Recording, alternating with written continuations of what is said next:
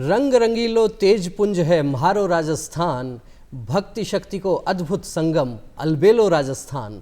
दूरदर्शन राजस्थान के इस खास कार्यक्रम अलबेलो राजस्थान में मैं विवेकानंद शर्मा आपका स्वागत करता हूं, अभिनंदन करता हूं। और मैं शालू सचदेव आप सभी का एक बार फिर से अलबेलो राजस्थान में हार्दिक अभिनंदन करती हूँ। आज के इस खास कार्यक्रम में हमारे स्टूडियो में पधारे हैं एक ऐसी शख्सियत जो राजनीतिक क्षेत्र में तो सक्रिय हैं, लेकिन जिनकी सादगी, जिनकी सरलता और जनता से जुड़ाव उनको कई मायनों में विशिष्ट बनाता है। वे 4 बार विधायक रह चुके हैं और राजस्थान सरकार में इस समय मंत्री हैं। जी हाँ, हम स्वागत करते हैं श्रीमान बाबूलाल जी खराड़ी का। बाबूलाल जी, आपका बहुत बहुत स्वागत है। धन्यवाद। बाबूलाल जी खराड़ी झाड़ोल विधानसभा क्षेत्र से विधायक हैं और इस समय राजस्थान सरकार में जनजातीय विकास मंत्री हैं और 4 बार आप अपने क्षेत्र का प्रतिनिधित्व कर चुके हैं। झाड़ोल आप दर्शक निश्चित रूप से जानते ही होंगे, उदयपुर ग्रामीण से लगता हुआ क्षेत्र है। विशेष प्रकार की वहाँ परिस्थितियाँ हैं और ख़ास बात ये है कि आज भी जो इनकी सहजता है, सरलता है, वो राजनीतिक क्षेत्र से कहीं अलग इनको एक विशिष्ट पहचान देती है। बिल्कुल, जैसा कि राजस्थान की कला, संस्कृति, खूबसूरती और परंपराएं अपने आप में विशेष स्थान रखती है, वहीं राजस्थान की जो सहजता है, वो सरलता है, पूरे विश्व में अलग पहचान रखती हैं। ऐसे ही हैं हमारे आज के विशिष्ट अतिथि। सर, बहुत स्वागत है आपका। धन्यवाद आप सबको। जैसे कि विवेकानंद जी ने बताया कि आपकी जो छवि है आम नेताओं से, आम लोगों से बहुत अलग है, बहुत सहज है। तो कहीं ना कहीं जो प्रारंभिक शिक्षा होती है, जो प्रारंभिक जीवन एक व्यक्ति का होता है, वो उसके निर्माण में बहुत सहायक होता है, बहुत बड़ी भूमिका अदा करता है। आपके जीवन की जो प्रारंभिक शिक्षा है या जो शुरुआत है या बचपन है, वो किस तरह से रहा? देखिए, मेरी शिक्षा दीक्षा कोटड़ा कस्बे में हुई थी और कोटड़ा कस्बा मेरे घर से 3 किलोमीटर से भी ज़्यादा दूरी पर है। उस समय परिस्थितियाँ थी कि विद्यालय सब गाँवों में नहीं हुआ करते थे, दूर दूर स्कूल हुआ करते थे। एक मेरे मित्र थे, जो हम छोटे थे तो वो कभी स्कूल गए होंगे तो कहीं शादी समारोह मिले तो उन्होंने कहा मैं विद्यालय जाता हूँ। तो क्या करते हो? तो पढ़ते हैं। कैसे पढ़ते हो? तो रेत में थोड़ा सा ऐसे अक्षर बनाना शुरू किया। तो मेरी एक रुचि बढ़ी कि मुझे भी पढ़ने जाना चाहिए। ये भी एक रुचि का विषय होगा कि मैं जब मुझे पढ़ने जाना है तो मेरी माँ के चुनरी से 1 रुपया चुरा के लेके गया था। चुपचाप ले करके मैं गया कि शादी में, वहाँ से सीधा मेरे चाचा जी थे, वहाँ सोया। दूसरे दोनों हम कोटड़ा गए, कोटड़ा जाके स्लेट ली, भर्ती ली और स्कूल तो गए नहीं, लेकिन वापस आते रात्रि में मेरे चाचा जी वहीं रुका था। सुबह आज जब मैंने माता जी को, मैं तो स्कूल गया हूँ, तो माता जी थोड़ी सी दुखी हुई कि बच्चा, पहला बच्चा है, इकलौता बच्चा है, स्कूल जाएगा तो क्या होगा। तो थोड़ा सा मुझे डांटा। फिर पिताजी के मन में एक बच्चा पढ़ना चाहता तो पढ़ाना चाहिए, तो पिताजी मुझे खुद स्कूल छोड़ने गए और वहाँ से मेरी शिक्षा का पहला अध्याय शुरू हुआ। निश्चित रूप से समझा जा सकता है कि उस दौर में कितनी विषम परिस्थितियां थी। विद्यालय भी हर एक गांव में नहीं हुआ करते थे और पैदल जाना होता था। साथ ही साथ हम ये भी कह सकते हैं कि शिक्षा को लेकर उतनी जागरूकता भी नहीं थी। अभिभावकों में भी एक प्रकार से भय रहता था, क्योंकि सामान्यतः परिवारों में यूँ रहता था कि घर में यदि लड़के हैं और बड़े हो रहे हैं तो उनको कहीं ना कहीं खेती के काम में लगा दिया जाता था। घर में 2 पैसे किस प्रकार से आए, इस प्रकार का भी एक भाव रहता था। लेकिन उन विषम परिस्थितियों में भी जिस तरीके से आपने शिक्षा प्राप्त की और शिक्षा प्राप्त करने के बाद में धीरे धीरे जो मुकाम आगे बढ़ा, आपने चुनाव लड़े और आज आप मंत्री बने। लेकिन जानना ये चाहेंगे कि आखिर ये जो सामाजिक जीवन में आने की जो शुरुआत है वो किस प्रकार से हुई? क्योंकि सामान्य व्यक्ति का जीवन तो ये रहता है कि व्यक्ति पढ़ाई करता है, पढ़ाई करने के बाद में अपने कोई काम धंधे की तरफ, कोई नौकरी करनी है, व्यापार करना है, उस पर व्यक्ति लगता है। तो सामाजिक जीवन में आने की कैसे, क्या शुरुआत हुई आपकी? देखिए, सामाजिक जीवन में आने का मेरा बचपन से एक रुचि थी। उस समय की परिस्थितियाँ अलग थी, शिक्षा नहीं थी, रोज़गार नहीं था और ये देख करके लगता था कि समाज में ये स्थितियाँ ठीक नहीं है, सुधरनी चाहिए। और कई प्रकार के अत्याचार होते थे, शोषण होता था, तो मन में ऐसा था कि ये नहीं होना चाहिए। इसके कारण से मेरे मन में एक सपना था कि समाज सेवा मुझे करनी है और करनी है। तो धीरे धीरे मैं संघ के संपर्क में आया। राष्ट्रीय स्वयंसेवक संघ। हाँ, संघ का स्वयंसेवक बना और वहाँ से मुझे जो प्रेरणा मिली कि नहीं, हमें देश के लिए काम करना चाहिए, समाज के लिए काम करना है, समाज को आगे बढ़ाना चाहिए। ये विचार मेरे मन में आए और आने के बाद में हमने शुरुआत की। तो आज जो प्रेरणा मुझे है राजनीति में आने तक की, वो संघ की प्रेरणा से मैं आज इस प्रकार से काम कर रहा हूँ। एक मोटा मोटा कुछ ध्यान में आ रहा है, पहली बार संघ की शाखा में कब जाना हुआ होगा, कितने वर्ष हो गए होंगे उन बातों को लगभग? देखिए 80 के लगभग मैं संघ की संपर्क में आया, संघ की शाखा में गया। तो आपने जैसे संघ में काम किया, उसके बाद में आप राजनीति में भी आए, तो संघ में जब काम करते हैं तो वहाँ काम करने का यूँ बताया जाता है कि एक तरीका होता है, गीत बहुत गाए जाते हैं वहाँ के कार्यक्रमों में, और आपका तो हमने एक वीडियो भी बहुत वायरल भी हुआ किसी शादी समारोह में भी आपके गीत गाने का। और जब संघ में काम किया तो उस समय भी गीत गाते होंगे, कोई दो पंक्तियाँ कुछ हमारे दर्शकों के लिए कोई आपको ध्यान में आ रही हो तो? निश्चित रूप से संघ का मुझे दायित्व था सह तहसील कार्यवाह। उसके बाद में तहसील कार्यवाह की मौत हो गई तो मुझे तहसील कार्यवाह बनाया गया था। और उसके बाद में ये तय हुआ कि भाई इनको राजनीति में भेजना है, तो राजनीति में मेरी घोषणा हुई। लेकिन संघ में काम करने का एक अलग एक आनंद आता है, लोगों से मिलना, लोगों के बीच में जाना, काम करना, उनसे जुड़े रहना, उनको विचारधारा से जोड़ना, ये एक अच्छी पद्धति थी। तो उस समय गाने चलते थे, तो हम गाने गाया करते थे, संगठन गढ़े चलो सुपंथ पर बढ़े चलो, भला हो देश में देश का वह काम सब किए चलो। इस प्रकार से गाने गाते थे, उत्साही होते थे गाने। शालू जी, क्या अद्भुत बात है कि जब युवा अवस्था आ रही होती है, किशोरावस्था होती है, उस समय यदि नव युवक ये गीत गाते हैं कि भला हो जिसमें देश का वो काम सब किए चलो, तो एक प्रकार से कह सकते हैं कि वो राजनीति का प्रस्फुटन तो प्रारंभ में ही हो गया। बिल्कुल। और साथ ही में ये बात भी समझ में आती है कि अगर सही समय पर जो ईश्वर ने हमें एक बहुत सुंदर जीवन दिया है, उसके मूल्य क्या और किस तरह से हमारा जीवन समाज कर हमारे देश के काम आ सके, उससे बड़ी कोई बात नहीं होती। तो अपने आप में एक बहुत बड़ी उपलब्धि, एक व्यक्तिगत उपलब्धि भी है। सर, आपने राजनीति में प्रवेश किया, आपने ना सिर्फ अपने और समाज के लिए बल्कि देश के लिए, प्रदेश के लिए आगे बढ़ने की बात सोची। राजनीति में जो प्रवेश आपका रहा वो किस तरह से रहा? कब आपको लगा कि अब ऐसा समय आ चुका है कि मुझे अब देश के लिए काम करना है, अपने प्रदेश के लिए काम करना है? देखिए मैं संघ का तहसील कार्यवाह था, तब मोगा कांड हुआ था पंजाब में। संघ की शाखा पर खालिस्तानियों ने हमला किया, कुछ स्वयंसेवक मारे गए, एक स्वयंसेवक ने खालिस्तानी को पकड़ लिया, अंत तक नहीं छोड़ा।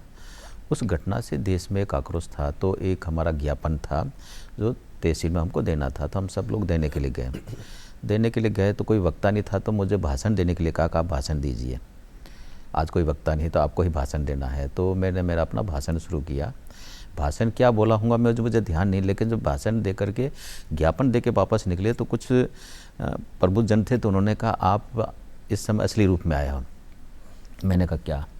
आपका भाषण अलग था। तो मैंने कहा ऐसा कोई भाषण दिया नहीं, मुझे थोड़ा सा ध्यान में था, तो वो बात मैंने बोल दी नहीं।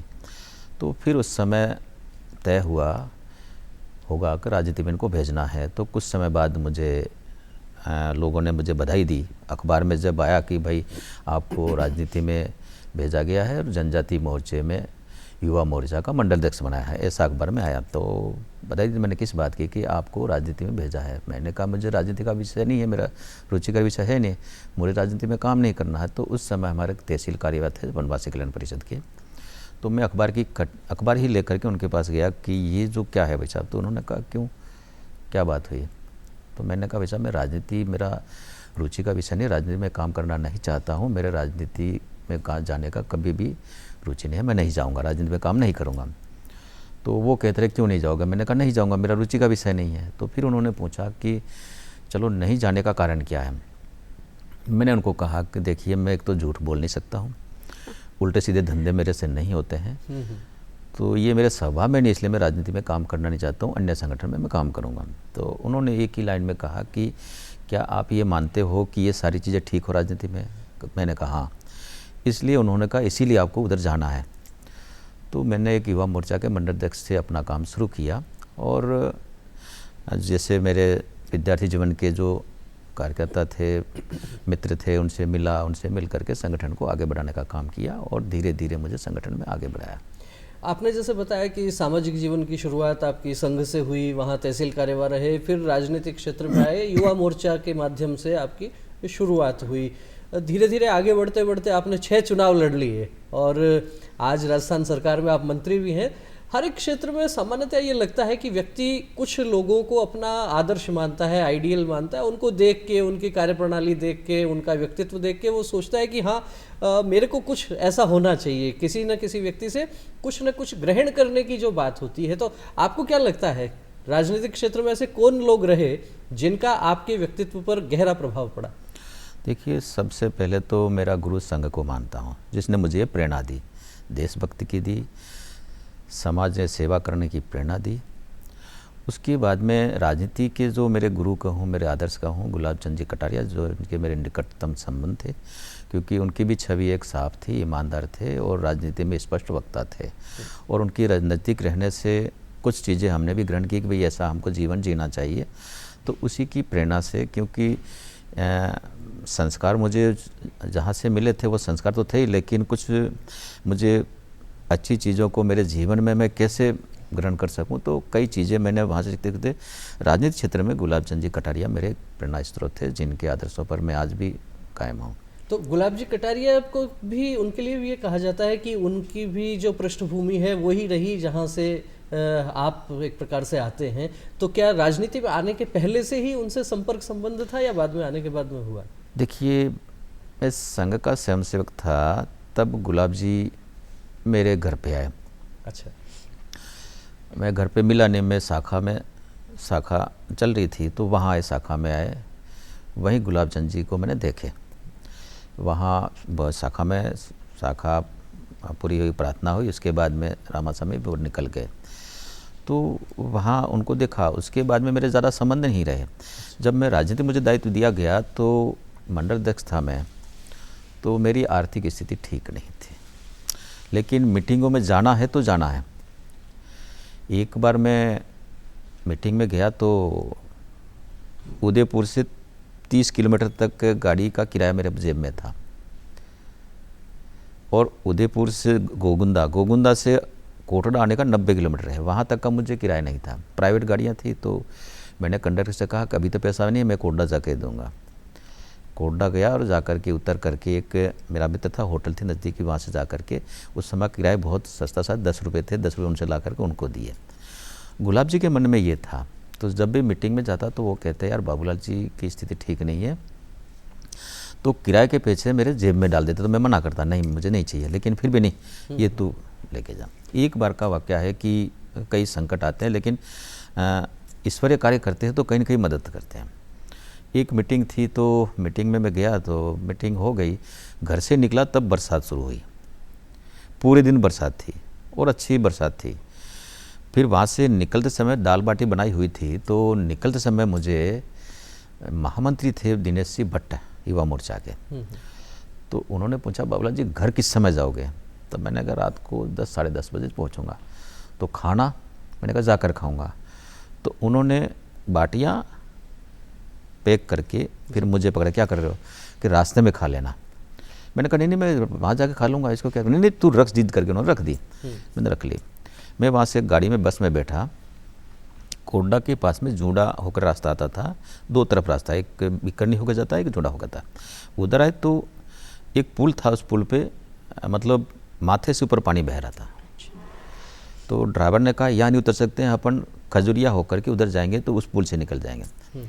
वो पुल भी कोटड़ा से कम 18 किलोमीटर की दूरी पर था। तो वहाँ गए तो वो पुल भी माथे के ऊपर से बह रहा था, पानी टपक रहा था गाड़ी से। तब तक गाड़ी में एक मित्र मेरा कोई मिल गया, परिचित था, एक व्यक्ति और था जो अनजान था। अब हम वहाँ रुके तो मैंने देखा यार अब क्या करें। अब पड़ोस में एक मेरे परिचित मित्र थे, अच्छे थे, मैं वहाँ भी जा सकता था, लेकिन मुझे नहीं जाना था, उनके बीच में ही रहना था। पूरी गाड़ी में सब लोग हम बैठे रहे। फिर एक मित्र था, एक लड़का था जो कहीं से आ रहा था और वो क्रिश्चियन स्कूल में जा रहा था या मास्टर वगैरह कुछ बनने के लिए। उससे पूछा तो ये परिचय में आया कि उस स्कूल में मैं जा रहा हूँ। फिर उससे पूछा कि आपने खाना खाया क्या? कि भाई साहब सुबह से कुछ खाया नहीं है। तो ठीक है। फिर मैंने कहा ये मेरे पास बाटियाँ पड़ी है, तू जितनी खा सके उतनी खा ले, बचे तो हम खाएंगे। वो बाटी उसको दी, उसको खिलाई, उसके बाद बची वो बाटी हम दोनों ने खाई, रात निकाली। 10 बजे तक पानी उतरने का नाम न ले।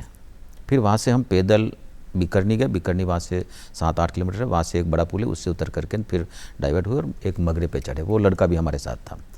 रास्ते में जा कर के जब पूरा जंगल था, पानी घुटनों घुटनों बह रहा था, तो उसके मन में आया कि ये इस प्रकार के लोग हैं, मुझे मार देंगे। तो वो रो रहा था। तो हमने कहा तू रो मत, हमारा स्वभाव ऐसा नहीं, हमारी संस्कृति ये नहीं कहती, तेरे को हम ले जाएंगे। फिर मगरा पार करके उतरे तो अब देखो संयोग ऐसा बना कि जैसे ही हम उतर कर रोड पर गए तो जीप खड़ी थी और वहाँ गए तो उतने दूर तक हम जा रहे तब तक बरसात रुक गई, फिर हम घर गए। तो इस प्रकार के कई प्रकार के इस प्रकार के संकट आते रहे।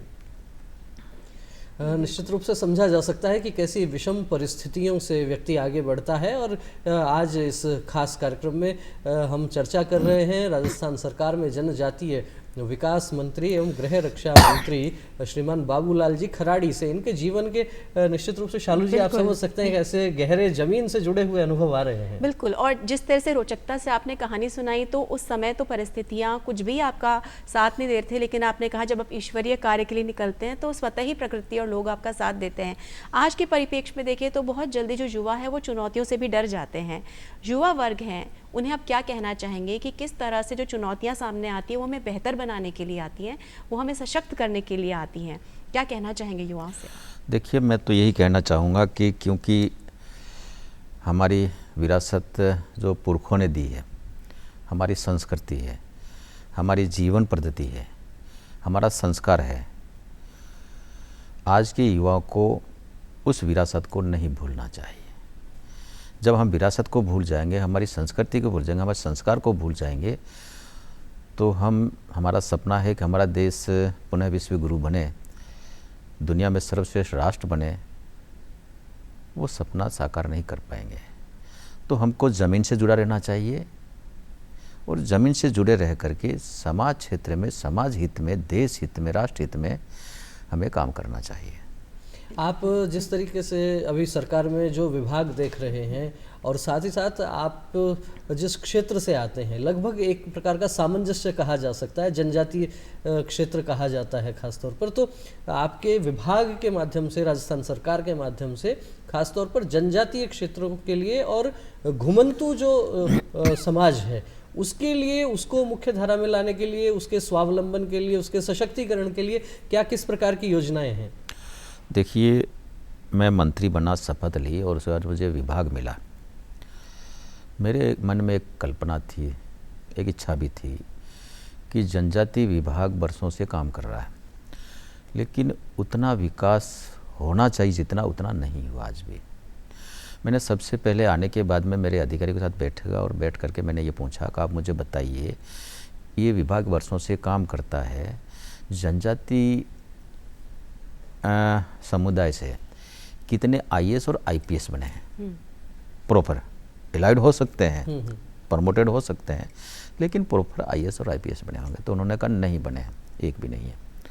2-4 हैं अपने स्तर से बने, डूंगरपुर के हैं, विभाग का उसमें योगदान नहीं। मैंने कहा क्यों नहीं बने? तो उनका जवाब था कि भाई जो आईएएस और आईपीएस की जो कोचिंग होती है वो महंगी होती है, वो हम करा नहीं पाते हैं। मेरे मन में थोड़ा सा पीड़ा हुई, क्यों नहीं करा पाते हैं? मैंने कहा मैं कराऊंगा, मेरी इच्छा है कि आदिवासी आईएएस और आईपीएस निकले, ये मेरी मंशा है। और उस समय मैंने मीडिया के सामने भी यही बात मैंने कही थी कि मेरी इच्छा है कि मैं मेरे समाज से इस प्रकार के लोग अधिकारी निकलेंगे तो कम से कम सरकार में उसकी हिस्सेदारी होगी और समाज के लिए कुछ कर सकता है। तब से मैं ये प्रयास कर रहा हूँ। जहाँ तक प्रयास के बाद में अब तक मुझे 1.5 साल से ऊपर समय हो गया और अभी माननीय मुख्यमंत्री से मैंने निवेदन किया, आरएस और आईएएस की ट्रेनिंग के लिए, कोचिंग के लिए मैंने कहा एक ग्रुप मुझे दे दीजिए। तो वो हमारा प्रयास चलता, हमने फाइल भी चलाई है। और मैंने कहा नहीं तो कुछ नहीं तो 50 लड़कों का बैच दीजिए, तो मैं आईएएस जो बनेगा उसके लिए मैं जयपुर में कोचिंग कराऊं या फिर दिल्ली कराऊं, क्योंकि अच्छी संस्थानें पैसा ज़्यादा लेती है। तो हमारे पास में सीएसआर का फंड है, उसका उपयोग करके भी हम कर सकते हैं। तो लगभग हमको ये है कि 50 या 25 लड़कों का हमें बेस मिलेगा, तो उसका मैं कितना सफल होंगे तो भविष्य बताएगा, लेकिन उनको करने की मेरी रुचि है। अब भविष्य में क्या होगा वो तो भविष्य बताएगा, लेकिन मेरी मंशा ही है, तो इसको हम पूरा करने के लिए मैं संकल्पबद्ध हूँ। दूसरा आपने कहा जो घुमंतु और आदिवासी समाज आज भी शिक्षा की दृष्टि से हम देखेंगे तो उतना आगे नहीं बढ़ा। उधर नौकरियों में देखेंगे तो आप बाबू मिल जाएगा, पटवारी मिल जाएगा, मास्टर मिल जाएगा, और कुछ लोग तहसीलदार, बीडीओ, और कुछ लोग आरएस, बहुत कम मात्रा में आरपीएस, इससे आगे नहीं है। हमारी प्राथमिकता ये है कि वहाँ शिक्षा जितने गुणवत्ता युक्त शिक्षा होनी चाहिए वो नहीं है। उसके पीछे कई कारण है कि उस स्तर के जो शिक्षक वहाँ रहने चाहिए वो नहीं उपलब्ध होते हैं, वो अच्छी जगह चले जाते हैं। अब मैंने माननीय मुख्यमंत्री से भी कहा है, शिक्षा मंत्री जी से भी कहा है कि क्वालिटी के अध्यापक भेजो और विषय के अध्यापक भेजो, ताकि कम से कम वहाँ से हमारी क्रीम निकले। क्योंकि आदिवासियों में एक दिमाग भी है, तेज भी है, लेकिन वहाँ उनको जिस स्तर की शिक्षा मिलनी चाहिए वो मिलनी चाहिए, वो नहीं मिल पाती है। तो वैसा करके मेरी मंशा है। जो घुमंतु जाति का आपने जिक्र किया है, ये जाति बेचारी घूमती रहती है, यहाँ से वहाँ, यहाँ से यहाँ, सब जगह घूमती रहती है, स्थायी उनका कोई ठिकाना होता नहीं है। माननीय मुख्यमंत्री जी ने इस बार घोषणा की, घुमंतु जाति है उनको हम आवासीय भूखंड देंगे, और हमने दिए हैं, ताकि वो एक जगह निवास करके अपने जीवन स्तर को सुधार सके। ऐसा प्रयास हमारा हुआ। आदिवासियों के लिए हमारे विभाग में 4-5 प्रकार के कैडर हमारे विभाग हैं। पहला जनजाति सब डिवीज़न जो पूरा है पूरा आदिवासी बेल्ट है। एक हमारे है मीडियम क्लास जो माड़ा बोला जाता है, उसमें आबादी जनजाति से थोड़ी कम हो, और एक हमारा है जो माड़ा क्लस्टर। मीडियम में कॉम्पैक्ट बस्ती होगी, 10,000 से ऊपर आबादी होगी आसपास की, और 50% आदिवासी आबादी होगी। हमारा जो मीडियम क्लस्टर है उसमें 5,000 की आबादी और 50% आबादी, इसको मानते हैं। फिर हमारा शहरिया है जो 12 और इधर का है, वो सबसे ट्राइबल माना जाता है, मतलब हिंदुस्तान में सबसे पिछड़ा। और फिर एक बिखरी आबादी है। इस प्रकार का ये क्लस्टर बना हुआ है। इसको लेकर के हमारी इच्छा ये है कि इनका सर्वांगीण विकास, उसमें शहरिया के लिए पीएम जनमन योजना चल रही है। उनके आवास से लेकर के, सड़क से लेकर के, बिजली से लेकर के उनके मूलभूत सुविधा के लिए काम करता है। एक धरती आबा जनजाति उत्कृष्ट ग्राम योजना, ये योजना अभी प्रधानमंत्री ने लॉन्च की है। इस योजना के तहत मूलभूत सुविधा जो भी है जो ट्राइब्स में, वो सारी की सारी सड़क, बिजली, पानी, सभी प्रकार की योजना उसमें हो सकती है। ये इसमें करोड़ों रुपए का बजट आता है। उसमें हम चाहते हैं कि उस आदिवासी को हम ऊपर उठा करके आगे लाने का काम इन योजना में हम करेंगे। जी शालू जी, जिस तरीके से ये चर्चा हुई है, इसमें आदिवासी और जनजाति शब्द तो सब जानते ही हैं, लेकिन जो घुमंतु जातियों की जो बात हुई है, निश्चित रूप से दर्शकों के लिए ये एक महत्वपूर्ण जानकारी हो सकती है कि घुमंतु जातियां जो है वो हमारे देश में एक गांव से दूसरे गांव तक लगातार वर्षों तक जो घूमते रहते थे, और वे एक प्रकार से व्यापार भी उस दौर में किया करते थे। और साथ ही साथ ये भी कहा जा सकता है कि 1857 का जो स्वतंत्रता संग्राम था, उस स्वतंत्रता संग्राम को गांव-गांव तक पहुंचाने का संदेश, एक गांव से दूसरे गांव तक पहुंचाने का जो कार्य उस दौर में किया था, वो किया था घुमंतु जातियों ने। और इसके कारण ही अंग्रेज उस समय उनसे बौखला गए और बहुत प्रताड़ित उनको किया गया। लंबे समय तक जो है उन घुमंतु जातियों पर अंग्रेजों ने बर्बर अत्याचार किए, उनको जो है एक प्रकार से अपराधियों की श्रेणी में लंबे समय तक रखा गया। और आज़ादी के बाद में जाकर कुछ स्थितियां बेहतर हुई, और इस दौर में राजस्थान सरकार भी जो है वो घुमंतु जातियों के उन्नयन के लिए, उनके विकास के लिए प्रतिबद्ध है। बिल्कुल, और कहीं ना कहीं इस समाज को भी मुख्य धारा से जोड़ना ये बहुत महत्वपूर्ण जिम्मेदारी बन जाती है।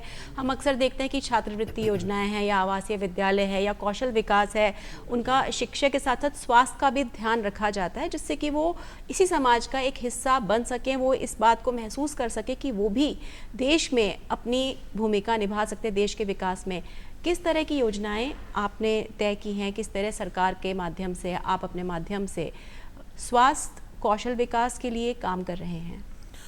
देखिए, जनजातीय क्षेत्र में शिक्षा को लेकर के हमारा विभाग आश्रम छात्रावास चलाता है, आवासीय विद्यालय चलाता है, एकलव्य मॉडर्न स्कूल भी चलाता है।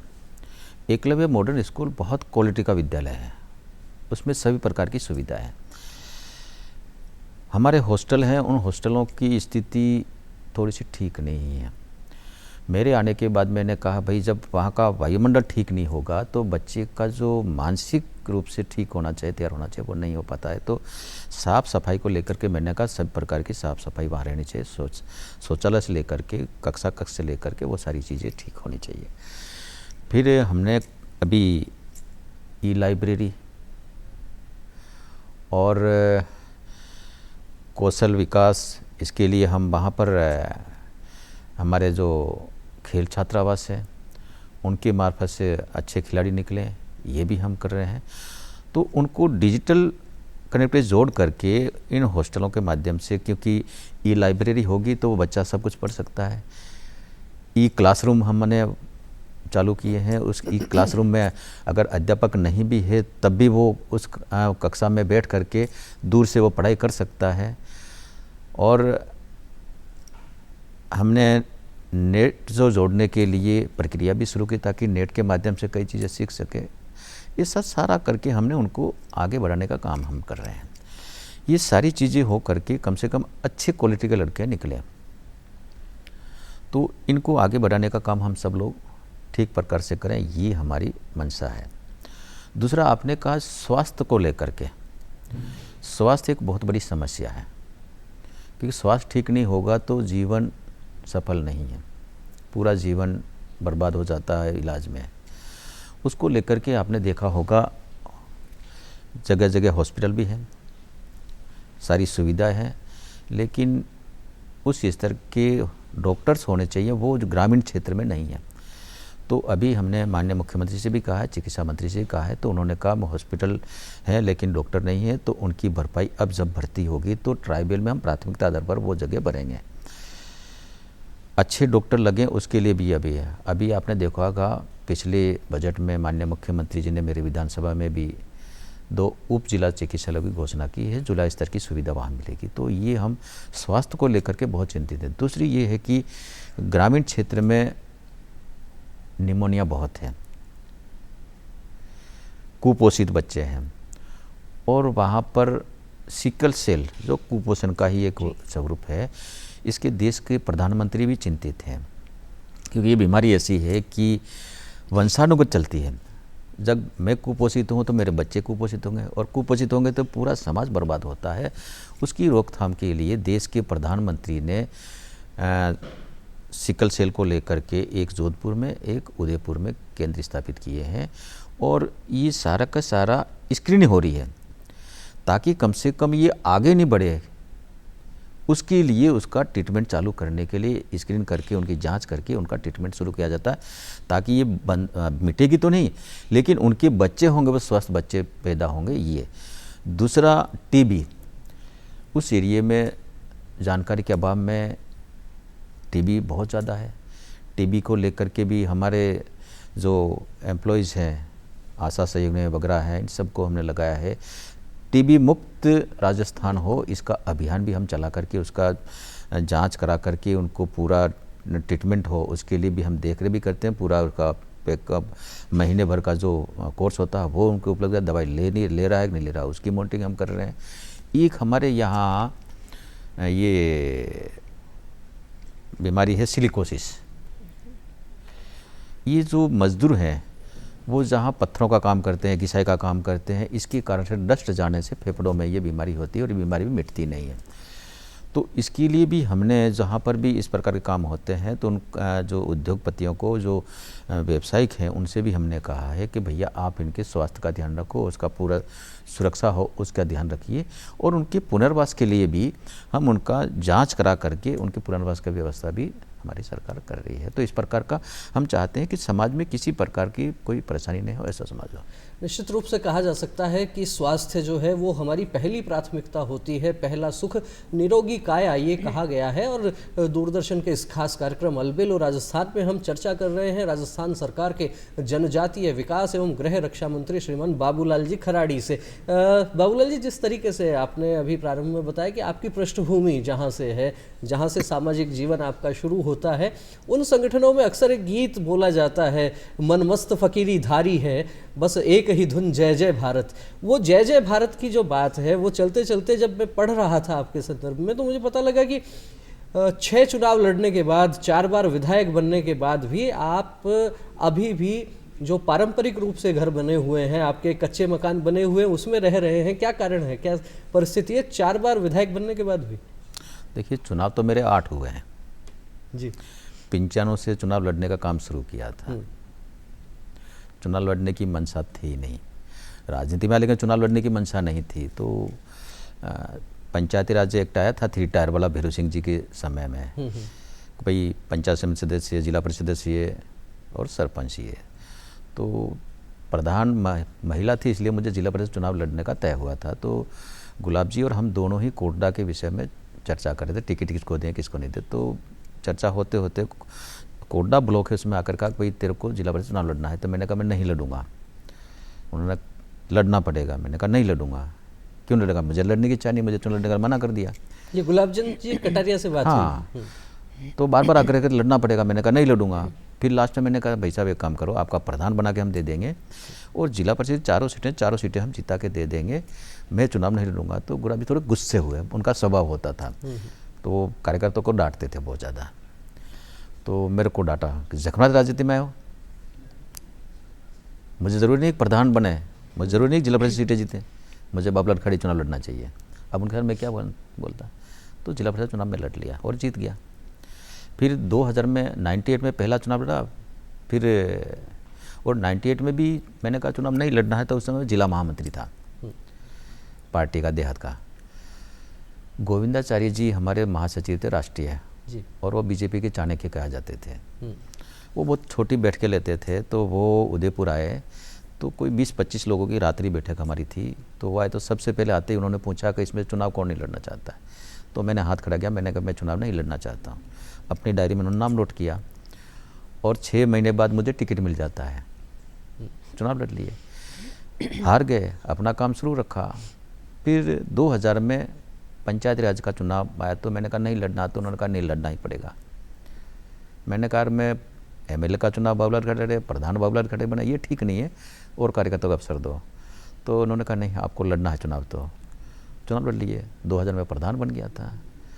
और जब आपने ये कहा कि आपका मकान कच्चे में रह रहे हो, ये कच्चा नहीं है, ये हमारे परंपरागत मकान हैं। सारे आदिवासी ऐसे मकानों में रहते हैं और इनमें हमको सुकून मिलता है। मकान बनाने की इच्छा है, क्यों नहीं हो सकती है, सबकी हो चाहिए। भाई चलो मैं एमएलए हूँ, बड़ा बिल्डिंग बना दो, मकान बना दो, लेकिन उसके लिए पैसों का प्रबंधन भी चाहिए। पैसा कहाँ से आएगा, पैसा नहीं है तो आप नहीं बना सकते हो। अगर लोन लोगे तो कर्ज में डूबोगे, ये भी ठीक नहीं है। तो मैं स्वाभाविक रूप से उसी में रहना पसंद कर रहा हूँ। और जब पैसा होगा, अब मेरे बच्चे बड़े हो गए, एक ने बीटेक किया है, एक ने बीबीए किया है, शादियाँ हो गई। बच्चे बार बार मुझे आग्रह करते हैं कि पापा आप तो अपना जीवन निकाल दे, हम भी ऐसे ही रहेंगे। मैंने कहा बेटा देखो, हमको तो पिताजी ने कुछ दिया नहीं, हमने हमारा कच्चा मकान भी हमने खुद ने बनाया है। हमारा जो आज जो स्थिति है, जिस स्तर पे हम हैं, वो हमने स्वयं ने ये किया है। तो आप अपने प्रयास से कर लिया, पढ़ा लिखा था, पढ़ा लिखा दिया। कहने पापा हमको तो मकान चाहिए, हम अब शादीशुदा हो गए, आपके साथ कैसे रहेंगे। तो 2.5 साल पहले 2 मकान शुरू हुए। एक बच्चे ने अलग मकान शुरू कर दिया, एक मकान फिर मैंने उनके लिए शुरू किया। 2.5 साल से वो मकान दोनों ही चल रहे हैं। बच्चे ने अभी हॉस्पिटल खोला है, 1 करोड़ का लोन है उसका, और ये अब हॉस्पिटल खोल दिया तो वो सेट हो गया, तो वो अपना काम वो चला रहा है। दूसरा मकान मैं चालू कर रहा हूँ, तभी मैंने छत डाली है।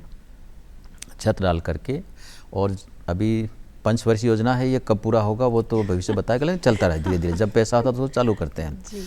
मेरी मंशा भी है कि मैं पक्का मकान बनाने की स्थिति मेरी नहीं है, इसलिए नहीं बना पा रहा हूँ।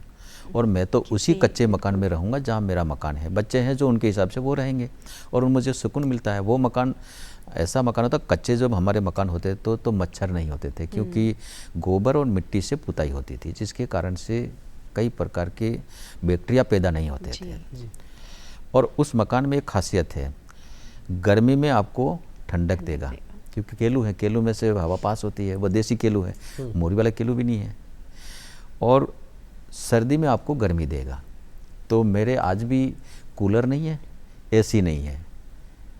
अच्छा, तो इस प्रकार का सुकून मिलता है। मकान बनाने की इच्छा है, लेकिन वो कई सारी शालू जी अपने आप में ये तो बहुत ही मैं अद्भुत कह सकता हूँ कि हाँ, आज की राजनीति में और मंत्री के पद तक पहुंचने के बाद भी घर में एसी नहीं है, कूलर नहीं है, और वो उसी पारंपरिक मकान में जो सुकून है दुर्लभ है आज की राजनीति जी। और ये सहजता और सरलता ये हम सबके लिए एक सीख है कि किस तरह से कोई व्यक्ति कहीं भी पहुंच जाए वो अपनी जड़ों से जुड़ा हुआ रह सकता है। इस साधारण छवि, ऐसा कैसे हुआ कि इस पद पर पहुंचने के बाद भी किसी चीज़ ने आपको प्रभावित नहीं किया? क्योंकि अक्सर हम देखते हैं कि जैसे ही हम जीवन में आगे बढ़ने लगते हैं तो हमारा जीवन का स्तर साथ साथ में जो ये शहरीकरण है स्वतः ही साथ में आ जाता है। आप अभी भी उतने ही सहज, और कितनी सहजता से सर ने बता दिया कि भाई पैसे नहीं अभी नहीं बना सकता, बच्चों को पढ़ा लिखा दिया, वो कर रहे हैं, अपने आप में बहुत बड़ी बात है। क्या कारण है सर? देखिए, कमल गंदगी में खिलता है जी, लेकिन बेदाग रहता है। बिल्कुल। ये संस्कार हमको संघ की शाखा से मिला है। हमारे यहाँ तो कई लोग ऐसे हैं, एक नहीं अनेकों लोग हैं। हमारे देश के प्रधानमंत्री जी को आप देख लीजिए, आज उनकी माता भी किराए के मकान में रहती थी, उनके भाई अपना व्यवसाय अपने स्तर से करते हैं, देश के प्रधानमंत्री हैं। ऐसे एक नहीं अनेकों उदाहरण हैं, और उन्हीं की प्रेरणा से हमें ये भी लगता है कि जब वो इस प्रकार जीवन जीते हैं तो हम जीवन क्यों नहीं जी सकते हैं। क्योंकि आज की राजनीति में एक अलग प्रकार का माहौल है। अगर कोई भी राजनीति में आता तो वो देखता है कि मुझे राजनीति में जाके कुछ करना है, या तो नाम कमाना है तो अलग तरीका है। एक वो देखता है कि राजनीति में जाकर के मुझे व्यवसाय करना है, मुझे बड़ा आदमी बनना है, मुझे पैसा कमाना है, इस उद्देश्य से जाना है। और राजनीति को लोगों ने व्यवसाय समझ लिया। और जब राजनीति का व्यवसायीकरण हो जाएगा तो हमारा लक्ष्य है, हम देश को महान बनाना चाहते हैं, देश को आगे बढ़ाना चाहते हैं, एक अलग प्रकार का देश दिखाना चाहते हैं। वो हम नहीं कहते कि हमारा राष्ट्रीय सांस्कृतिक राष्ट्रवाद की हमारी कल्पना है, उस कल्पना से हम बाहर चले जाएंगे तो वो हमारा सपने को पूरा करना। बिल्कुल, और उन मूल्यों पे चलते रहना और बिल्कुल भी डगमग न होना ये अपने आप में बहुत बड़ी बात है। आपने भी कहा कि कुछ लोग हैं जो अपना व्यवसाय कर रहे हैं। जब हम जनजातीय क्षेत्रों की बात करते हैं तो आपने छात्रों के लिए छात्रवृत्ति, उनके लिए बहुत प्रकार की सुविधाएं उपलब्ध कराने का संकल्प लिया है, लेकिन स्वरोजगार के जो अवसर हैं वो भी उपलब्ध कराए जाने चाहिए, जिससे उनका भी विकास हो, समाज का भी विकास हो। स्वरोजगार के लिए क्या कुछ योजनाएं हैं?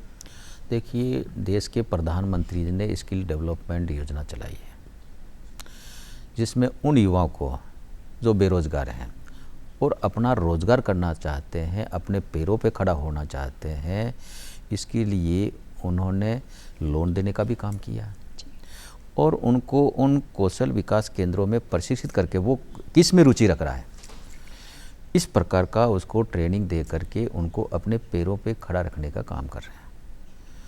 हमारी मंशा है कि आज नौकरियां, मैं भी कह दूंगा सबको नौकरी दे दूंगा, संभव नहीं है। वो 2, 4, 5, 6% जो नौकरियां हैं वही नौकरियां रहने वाली हैं, उससे आगे कुछ होना नहीं है। तो जब तक आदमी अपने पैरों पे खड़े होने के लिए उस प्रकार का कौशल नहीं होगा तब तक वो कुछ कर नहीं सकता है।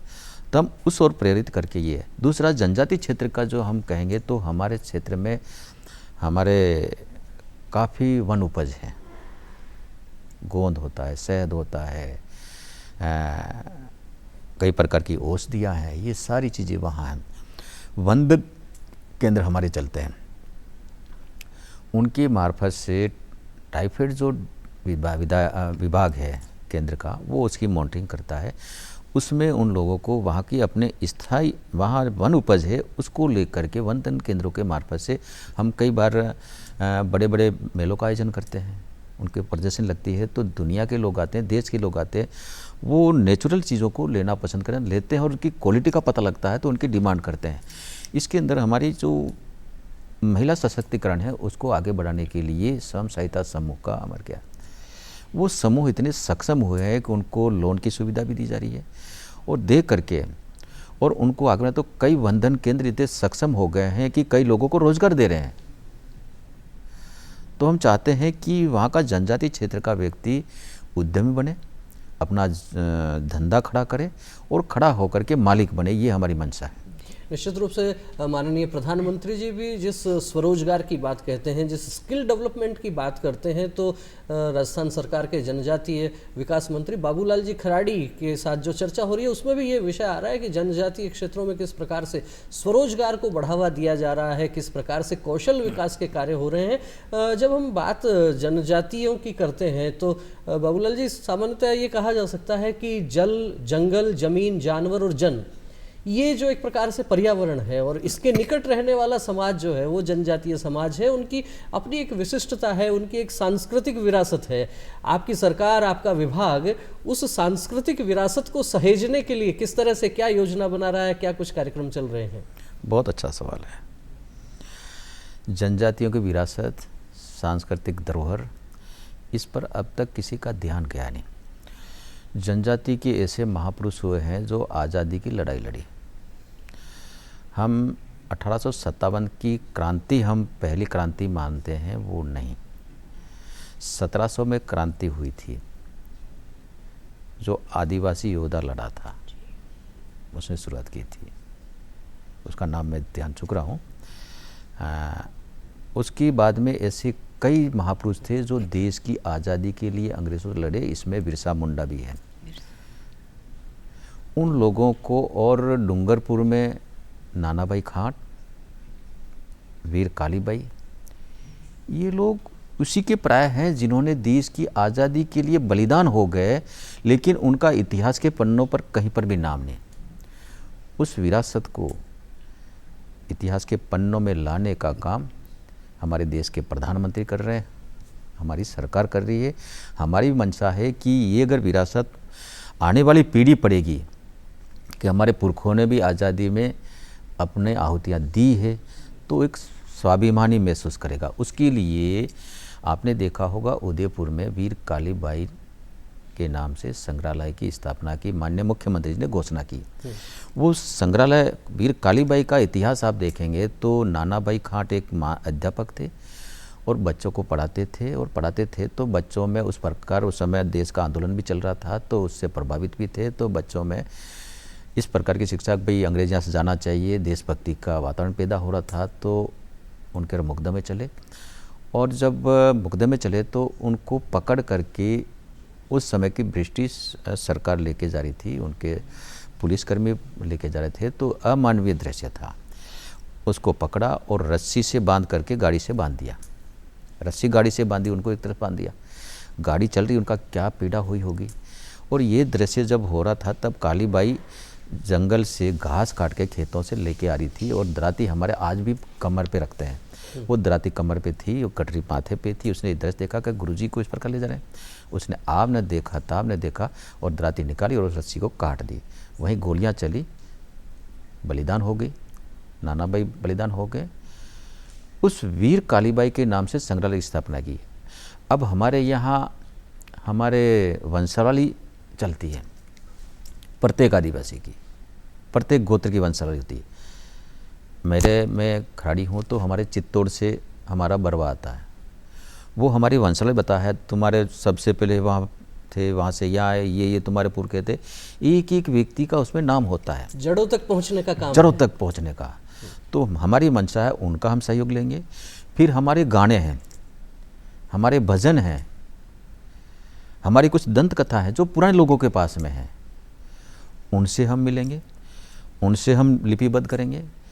उनकी हमारी वेशभूषा, उस समय के हथियार, उस समय के बर्तन हमारे मिट्टी के हुआ करते थे। मेरी उम्र में मैंने देखा, मेरे गांव में एक हमारा बुजुर्ग था जो स्टील या किसी बर्तन का, केवल मिट्टी के पात्र में खाना खाते थे। वो जमीन से जुड़ा आदिवासी था। तो उस विरासत को जिंदा रखने के लिए हमारी मंशा ये है कि ये विरासत एक जगह संग्रहालय में रहे, ताकि देश भर में कई जगह संग्रहालय हैं लेकिन राजस्थान में नहीं। इसका हम एक उदयपुर में बना करके आदिवासी बच्चों को, आने वाली पीढ़ी को अपनी संस्कृति, अपनी विरासत जिंदा रखें, उसको समझें। इसके लिए हम उसको डेवलप करने के लिए हम प्रयास कर रहे हैं। बाबूलाल जी, आप तो स्वयं जो कि जनजाति विभाग के मंत्री भी हैं, और बुद्धिजीवियों में अक्सर जो है दो शब्दों पर अलग अलग तरह का विमर्श चलता है। एक शब्द चलता है आदिवासी, एक शब्द चलता है वनवासी। अलग अलग नैरेटिव बनाने के प्रयास किए जाते हैं। वास्तविकता क्या है, मैं चाहूँगा कि दर्शकों तक ये बात एक बार, क्योंकि आप तो स्वयं विभाग के मंत्री हैं, सहजता से सरलता से विषय आ जाए। क्या दोनों शब्द एक ही हैं या अंतर है? तो क्या अंतर है और कैसे लोग इनको अलग अलग नैरेटिव बनाने के लिए उपयोग में लेते हैं? देखिए, आदिवासी शब्द है ये बहुत पुराना है। जब इंसान पैदा हुआ था तो आदि मानव था। इंसान तो एक ही पैदा हुआ होगा, लेकिन पैदा होने के बाद में हमने प्रगति की, तो हम प्रगति करके थोड़े से अपर कास्ट हो गए, तो हमने उस आदि जीवन को छोड़ दिया, तो हम अलग टाइप का एक पहचान बन गई। हम सभी आदिवासी हैं, बिल्कुल अलग कोई नहीं है। आदिवासी में हम सब आ गए, लेकिन हमारे भ्रम ये फैला जाता है कि आदिवासी है, अनादिवासी है, ये निवासी है, ये अनिवासी है, ये मूल निवासी है, ये बाहरी है। इस प्रकार का जो विमर्श चल रहा है, ये कुछ लोगों का षड्यंत्र है। इस भ्रम को तोड़ना पड़ा है। वनवासी शब्द जो है, वनवासी का मतलब होता है जो वन में रहने वाला, जंगल में रहता है। आदिवासी राजा महाराजा समय भी स्वतंत्र रहा है, किसी की गुलामी स्वीकार नहीं करता था और स्वाभिमानी था, बिल्कुल, और स्वयं कमा करके खाता था, किसी के भरोसे भी नहीं रहता था। तो वो वनों में रहने के कारण वो वनवासी कहलाया। तो ये एक विमर्श जो फैलाया जा रहा है, जो गलत फैलाया जा रहा है, फैला करके वो अपने उद्देश्यों की पूर्ति के लिए कर रहे हैं, और इसमें कई ताकतें काम कर रही है जो इस प्रकार भ्रम फैला करके भारत के जिस प्रकार से टुकड़े हुए अखंड भारत का जो नक्शा आज हम देखते हैं, वो हमारे पास में पहले बहुत बड़ा भारत था, और इसी विमर्श के कारण टूटते टूटते भारत आज यहाँ पे आ गया। फिर से वो चाहते हैं कि भारत को फिर से हम तोड़ें, इसलिए वो षड्यंत्र हमारे बीच में चल रहा है। न वनवासी और आदिवासी में कोई बहुत ज़्यादा फर्क नहीं है। वनवास में रहता है इसलिए वनवासी कहा, और आदिवासी अनादिकाल से रहने वाला जो आदिवासी, जो हम सब आदिवासी हैं। शालू जी, जैसे मंत्री जी ने स्पष्ट ही कर दिया है, निश्चित रूप से ये भाव समझा जा सकता है कि हम स्नेह से सबको जोड़ेंगे, तो सबको जोड़ने की बात है। और जो लोग तोड़ने की बात करते हैं, उनसे सतर्क रहने की भी आपने बात कही है। शब्द अलग अलग हो सकते हैं, लेकिन सभी इस भारत भूमि के प्रति सबकी अपनी कृतज्ञता है और स्नेह प्रेम से जोड़ने की बात इस चर्चा और जो में आई मूल है वो है मानवता। जैसे कि हम सभी आदि मानव हैं और हम सब उसी ईश्वर के बनाए हुए जो हैं बच्चे हैं, और हमें इस बात को ध्यान रखना चाहिए। ये जो अलगाववादी ताकतें हैं जो हमारे मन में हमारी तरक्की को, हमारी प्रगति को हमारा मूल बना रहे हैं, वो चीज़ कहीं ना कहीं गलत है। जो हमारी भावनाएं, हमारे जड़ें हैं, वो सब समान है, और हमारा ही कर्तव्य है कि हम इस बात को अपने लिए दोहराते रहें, जिससे कि जो समाज है उसमें समता रहे, एक रास्ता रहे, और जो हमारे भारत की अखंडता है वो इसी तरह से बनी रहे। चलते चलते आप हमारे दर्शकों से, युवाओं से अपनी सहजता को लेकर के किस तरह का संदेश देना चाहेंगे, किस तरह से वो भी आगे भी बढ़ते रहें, लेकिन अपनी जड़ों से रहे, और आपकी जो प्रकृति है, आपकी जो छवि है, उससे भी बहुत कुछ सीखने को मिले। क्या कहेंगे आप हमारे दर्शकों से? देखिए, मैं युवाओं को यही संदेश देना चाहूँगा कि पढ़ लिख करके आगे बढ़ें, योग्य बने, सक्षम बने, अपने पैरों पे खड़े रहें और ज़मीन से जुड़े रहें, और अपनी विरासत है, अपनी संस्कृति है, उससे जुड़े रहें। किसी भ्रम में आने की आवश्यकता नहीं है, क्योंकि जिस भ्रम में आ जाएंगे, हमारी विरासत को छोड़ दें, हम भटक जाएंगे।